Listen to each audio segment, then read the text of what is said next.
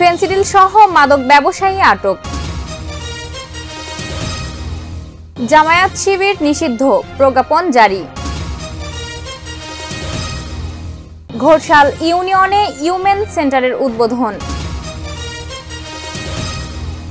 ঝিনাইদহে গ্রাম আছে মানুষ নেই। আসসালামু আলাইকুম।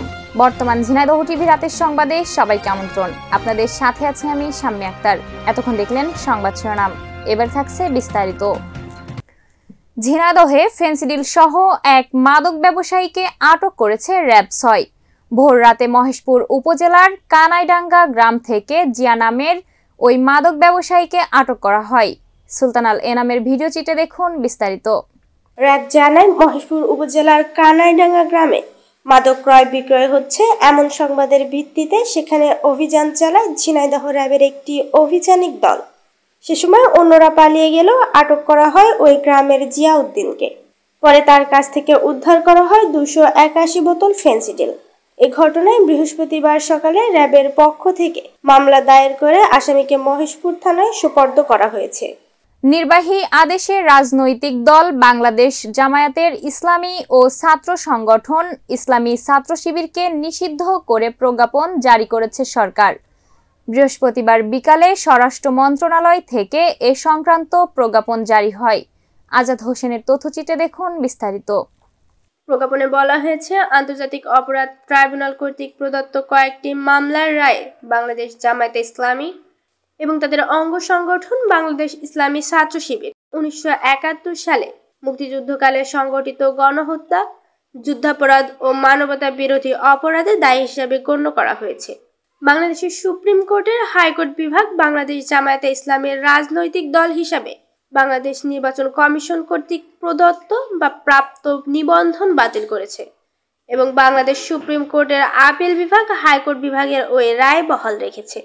প্রজ্ঞাপনে আরও বলা হয়, সরকারের কাছে যথেষ্ট তথ্য ও প্রমাণ আছে যে বাংলাদেশ জামায়াতে ইসলামী ও বাংলাদেশ ইসলামী ছাত্র শিবির সম্প্রতিকালে সংগঠিত হত্যাযজ্ঞ, ধ্বংসাত্মক কার্যকলাপ ও সন্ত্রাসী কর্মকাণ্ডে সরাসরি এবং উস্কানির মাধ্যমে জড়িত ছিল। সরকার বিশ্বাস করে যে বাংলাদেশ জামায়াতে ইসলামী এবং বাংলাদেশ ইসলামী ছাত্র শিবির সহ সকল অঙ্গ সংগঠন সন্ত্রাসী কার্যকলাপে জড়িত। এ কারণে সরকার সন্ত্রাস বিরোধী আইন 2009 ধারা 18(1) প্রদত্ত ক্ষমতা বলে বাংলাদেশ জামায়াতে ইসলামী এবং বাংলাদেশ ইসলামী ছাত্র শিবির সহ তাদের সকল অঙ্গ সংগঠনকে রাজনৈতিক দল ও সংগঠন হিসাবে নিষিদ্ধ ঘোষণা করেছে। এ আইনের তাফসিল 2-এ বাংলাদেশ জামায়াতে ইসলামী ও বাংলাদেশ ইসলামী ছাত্র শিবির সহ উহার সকল অঙ্গ সংগঠনকে নিষিদ্ধ সত্তা হিসাবে তালিকাভুক্ত করল। আদেশ অবিলম্বে কার্যকর হবে। দুস্থ ও অসহায় নারীদের আত্মকর্মসংস্থার সুযোগ সৃষ্টির লক্ষ্যে ঝিনাইদহে ইউমেন সেন্টারের উদ্বোধন করা হয়েছে।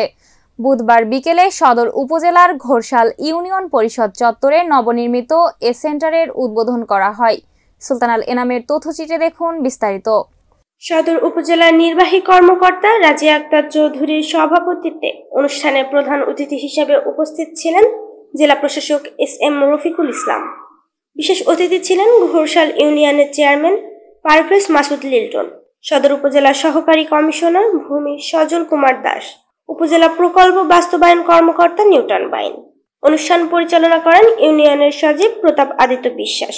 পরে নারীদের প্রশিক্ষণের জন্য উইমেন সেন্টারে 20টি সেলাই মেশিন প্রদান করা হয়। এছাড়াও ইউনিয়ন পরিষদ উন্নয়ন সহায়তা তহবিল এর অর্থায়নে নির্মিত নারকেলবাড়িয়া গণগ্রন্থাগারের উদ্বোধন করা হয়। গ্রাম আছে কিন্তু মানুষ নাই। হঠাৎ কথাটি শুনে কিছুটা অবাক হওয়াই স্বাভাবিক। মানুষ ছাড়া গ্রাম হয় নাকি? আসলেই এমন একটি মানুষ শূন্য গ্রাম রয়েছে যেখানে মানুষ নাই। গ্রাম জুড়ে ধান, পাট, কলা সহ বিভিন্ন ফসলের ক্ষেত আর ফলের বাগান রয়েছে। বেশ কয়েকটি বসতভিটার ধ্বংসাবশেষ আছে, বেশ কয়েকটি পুকুরও। এসব দেখেই ধারণা করা যায় এক সময় এই গ্রামে মানুষের বসতি ছিল, যা এখন নেই। ঝিনাইদহের কোটচাঁদপুর উপজেলায় মঙ্গলপুর গ্রাম এমন একটি গ্রাম যেখানে সব আছে কিন্তু মানুষ নেই। আব্দুর রাজ্জাক রাজনের ভিডিও চিত্রে দেখুন বিস্তারিত। গ্রামটি উপজেলা শহর থেকে মাত্র 5 কিলোমিটার দূরে। পাশে গ্রাম বলাবাড়িয়ার বাসিন্দারা বলছেন, এক সময় এই গ্রামে মানুষ ছিল, গলা ভরা ধান ছিল, গোয়ালে গরু ছিল।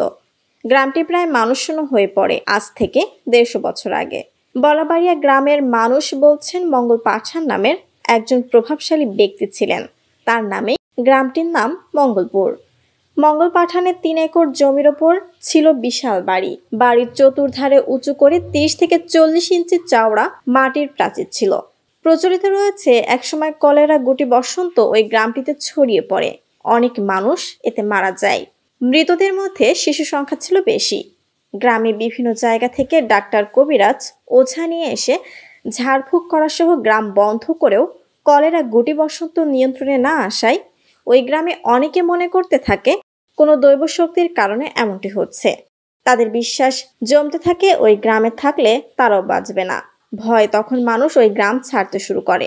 ধীরে ধীরে মানুষজন ঘরবাড়ি ভেঙে যে যার মতো ভারত সহ দেশের সুবিধা মতো জায়গায় যে বসবাস করে।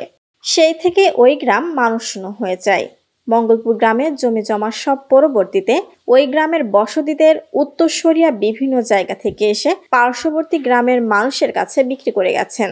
এখন মঙ্গলপুর গ্রাম জুড়ে শুধুই ফল ফসলের মাঠ। মঙ্গলপুর গ্রাম পর্যন্ত 18 ফুট চওড়া মাটির রাস্তা ছিল।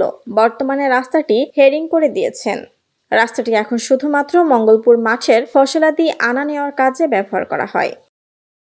প্রিয় দর্শক, এতক্ষণ দেখলেন বর্তমান ঝিনাইদহ টিভি রাতের সংবাদ। বর্তমান ঝিনাইদহ টিভির সর্বশেষ সংবাদ সবার আগে পেতে ভিজিট করুন bjtv24.com এই ঠিকানায় এবং আমাদের official facebook page bjtv news ও ইউটিউব চ্যানেল বর্তমান Jhenaidah TV. Subscribe, like, comment, share করে সাথে থাকুন। এতক্ষণ সাথে থাকার জন্য ধন্যবাদ সবাইকে। শুভরাত্রি।